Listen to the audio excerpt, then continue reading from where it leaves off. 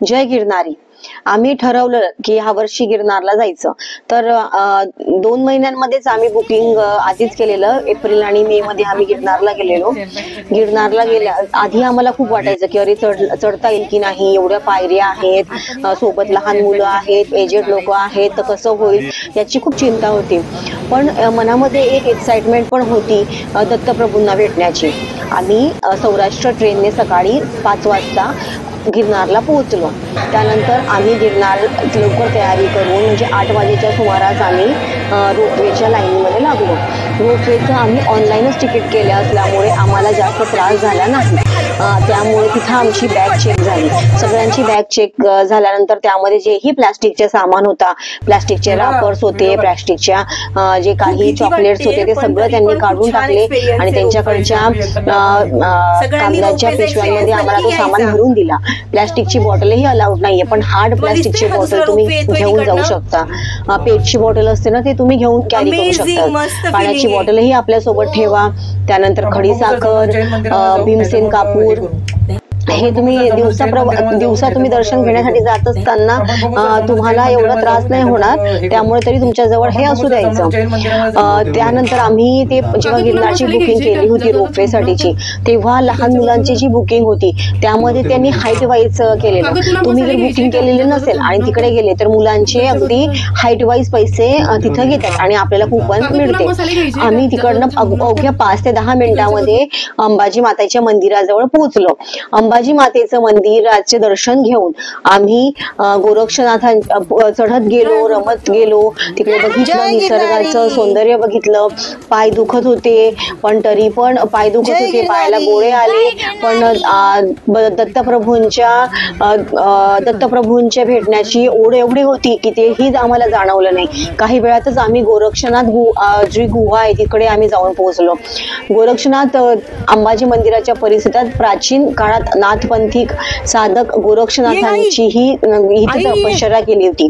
ही गुहा आजही यात्रेकरूंसाठी दर्शनीय स्थळ आहे. येथे साधक व ध्यान केल्याने आत्मशांती आणि आत्मबळ मिळते असा भक्तांचा अनुभव आहे. त्यानंतर इथे मोक्ष खिडकी पण आहे. मोक्ष खिडकीमध्ये गिरनार प्रमाणेच अंबाजी क्षेत्रात मोक्ष खिडकीचे हे स्थान अतिशय पवित्र मानले जाते. असे मानले जाते की इथे दर्शन घेतल्याने जन्म मरणाच्या बंधनातून मुक्ती प्राप्त होते. अनेक भाविक श्रद्धेने या जागी प्रार्थना करतात. असं चढ उतर करत असताना मध्येच श्वास लागत होता, पाय दुखत होते, पण निसर्गाचा आनंद आणि भक्तिभाव सर्व थकवा हिरावून टाकत होता. असंच करत असताना आम्ही सर्व कमंडलू तीर्थाजवळ पोहोचलो. कमंडलू तीर्थाच्या इथलं पाणी, त्याची चव खूप अप्रतिम आहे. ते तीर्थ का मानले जाते? तिथं ते पवित्र जल आहे. तिथे स्पर्श करून ते भक्तजन तिथे स्नान करून किंवा पवित्र जलाला स्पर्श करून मंदिरात जातात. आम्ही तिथं पाणी प्यायलो. त्यानंतर तुम्हाला रस्त्यामध्ये बऱ्याच ठिकाणी पाणी हे पैसे देऊन मिळतं, त्यामुळे खूप अशी काही प्रॉब्लेम नाही आहेत. कमंडलू तीर्थाच्या इथेही पाणी असतं. उन्हाळ्यात गेल्या असल्यामुळे आम्हाला थोडं पाण्याचा तहान लागत होती, पण सोबत खडीसाखर ठेवा, त्यामुळे हा त्रास होणार नाही. नंतर आम्ही जसजसं वर गेलो तसतसं आम्ही तिथं गुरु शिखर समोर आम्हाला दिसतच होते. आम्ही वर गेल्यानंतर समोरच आम्हाला गुरु शिखर दिसले, त्यामुळे आम्हाला त्या खूप प्रसन्न वाटले. शेवटी आम्ही वर पोहोचलो आणि दत्तगुरूंच्या चरणी नतमस्तक झालो. तेव्हा डोळ्यात आपोआप पाणी आले. त्या क्षणी जाणवलं हे फक्त दर्शन नाही, हा आत्मिक शांतीचा अनुभव आहे. आम्ही दर्शन घेऊन तसाच परतीच्या प्रवासाला निघालो. अगदी शांतपणे व्यवस्थित जा, घाई गडबड करू नका. आपल्यासोबत आपली फॅमिली असते, काहीच त्रास होत नाही. दत्तप्रभूंचे नाव घेत जा. खाली येताना कमंडलू तीर्थाजवळ भाविकांसाठी प्रसाद असतो, जेवणाचीही सोय असते. शक्य असेल तर तिथं तुम्ही दक्षिणा किंवा तिथं तुम्ही थोडे पैसे दिले तरी पण चालेल, नाही दिले तरी काही हरकत नाही. असंच आरामात हळू रमत गमत निसर्गाचा आनंद घेत प्रभूचं नाव घेत तुम्ही खाली उतरा आणि आपला एक चांगला अनुभव आपल्या सोबत घेऊन जा.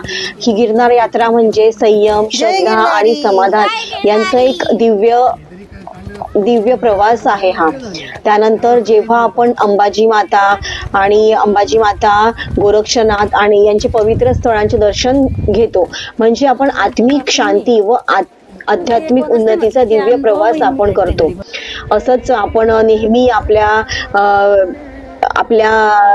कार्यामध्ये, आपल्या रोजच्या रुटीन मध्ये थोडासा वेळ काढून दर्शन घ्यायला जायला हवं. आपल्या दत्तांनी तिथं एवढी तपश्चर्या केली आहे, बऱ्याच लोकांना अनुभवही आले आहेत. आपणही अनुभव घ्यायचा. आणि जय गिरनारी. पुन्हा भेटूया नवीन व्हिडिओमध्ये. धन्यवाद.